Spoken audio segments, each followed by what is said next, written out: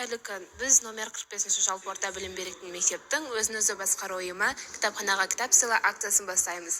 Акция 29 сәуір мен 3 мамыр аралығында өтетін болады. Құрметті мектеп оқушылары мен ұстаздары, сіздерді акцияға белсенді қатысуларыңызды сұраймыз. Мен 9 сынып оқушысы Сейітхан Арда кітапханаға кітап сыйлаймын деген акциясы бойынша Қалихан Алтынбаевтың Көкпекті кітабын сыйлауға келдім.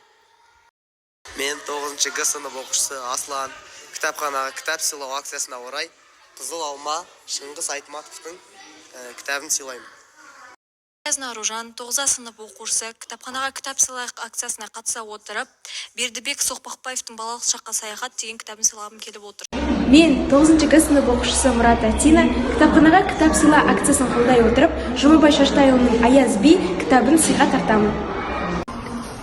Мен 8 сынып оқушысы Толғанай кітапханаға өзімнің атынан Сәбит Дөнентаевтың ұрпағыма айтатын кітабын сыйлаймын. 7 сынып оқушысы Тоқтарова Нұрайым Төлеген Жанғалиевтің Нұрлы ту атты кітабын кітапханаға сыйлаймын.